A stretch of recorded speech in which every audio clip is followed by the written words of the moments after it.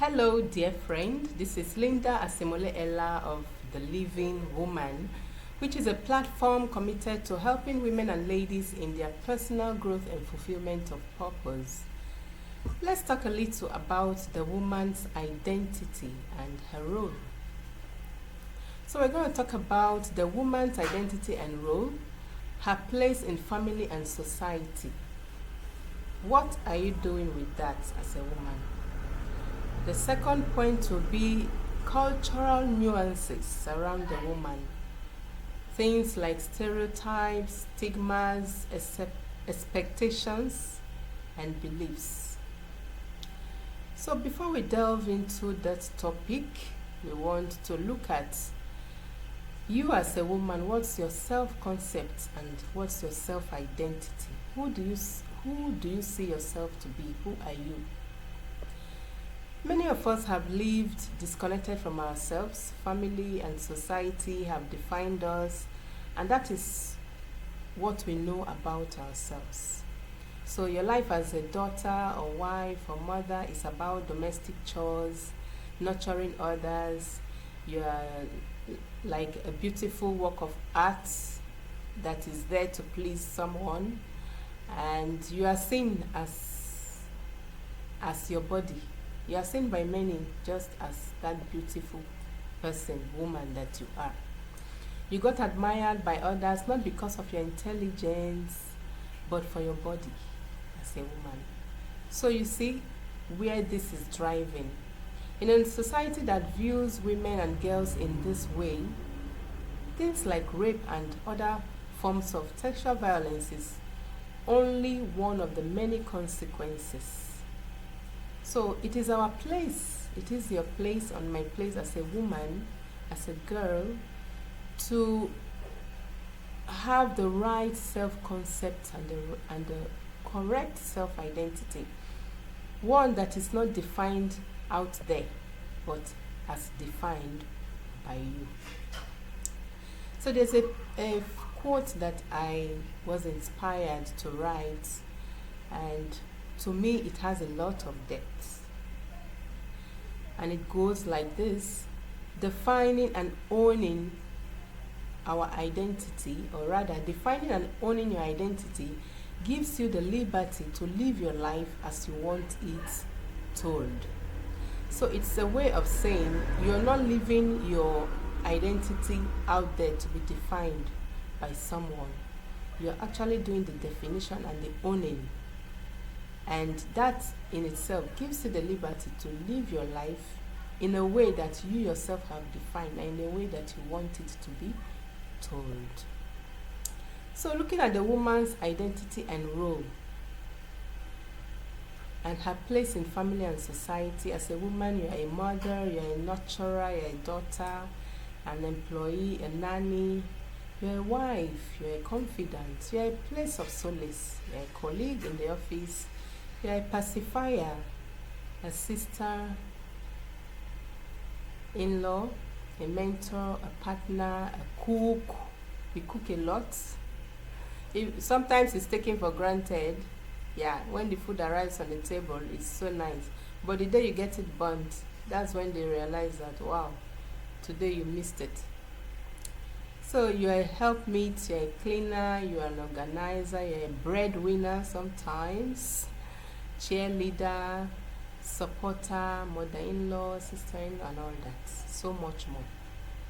My interest at this point is to ask you, how do you feel if you were to pick one or two of these roles and just explore your feeling? How do you feel about, for example, being a mother? What are your challenges? How would you want to move forward in that role in a spirit of personal growth? So this is a question that you could take a little while to think about, explore your feelings. You can use a symbol. When I did this exercise with a group of women, I suggested to them that every one of us will come with a symbol. You choose a role that you play in your home, and come with an object that will symbolize that role. So personally, I took the role of a place of solace. I see myself as a place of solace, and my symbol was a pillow. So I love the fact that I'm a place of solace to my husband, to my children, to those around me, to my colleagues in the office. And a pillow was what I used as a symbol for that. And I took time as well within that exercise, along with others. I thought about my feelings, thought about my challenges. And of course, one of my challenges is that it means I have to keep like denying myself, being out there for others, not only thinking about how things go for me, but think about how others are affected. Just be there to listen, be with them, offer the help I can, be patient, and so much more. So moving forward in growth, that was now the direction of my own reflection. So after exploring your feelings regarding your role, your identity as a woman, what are you doing with the whole of this? Are you busy feeling so small in a little corner? Like you're thinking others are better than me, others should be the ones doing the big things, running organizations, they should be the ones in the boardrooms, they should be the CEOs, others should be the ones going into politics, beginning organizations, NGOs, like others should be the ones doing all this. Okay, other people should be at the helms of decision making.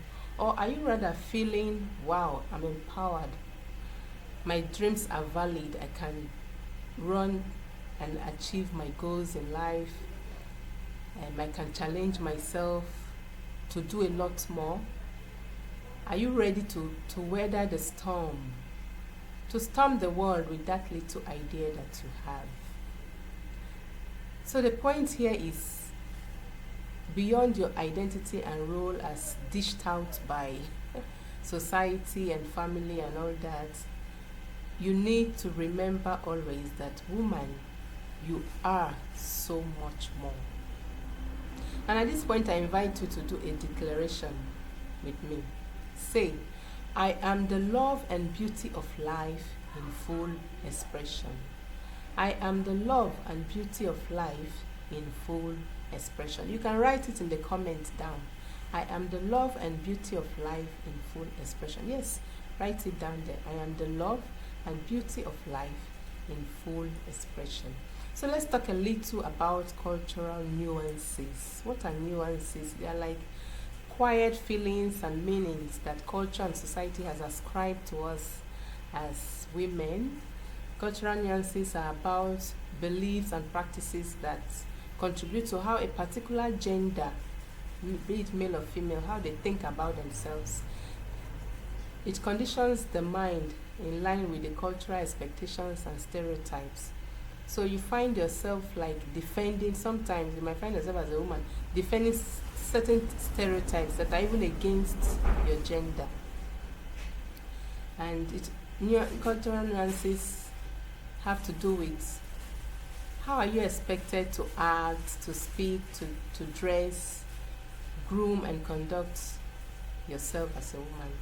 So we need to be conscious of how we propagate them to our own detriment. When you subject yourself to rules of do's and don'ts, you will never get to know yourself. And any boundary that is set for you certainly just limits you. So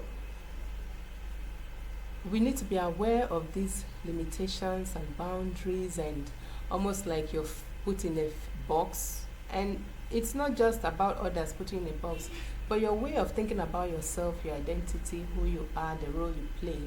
You could actually be the one putting yourself in a certain box and almost feeling like, I can't do anything more than this. But no, you're so much more. So another declaration I call on you to pick up today and to write in the comment section is, I'm in exactly the right place, and it's getting better and better every day. I am in exactly the right place, and it's getting better and better every day. So thank you for listening. Please share, like, subscribe. Yes, subscribe, comment, and we'll keep sharing the much we want and desire to share with you. Thank you once again. The Living Woman, reaching for your greatness.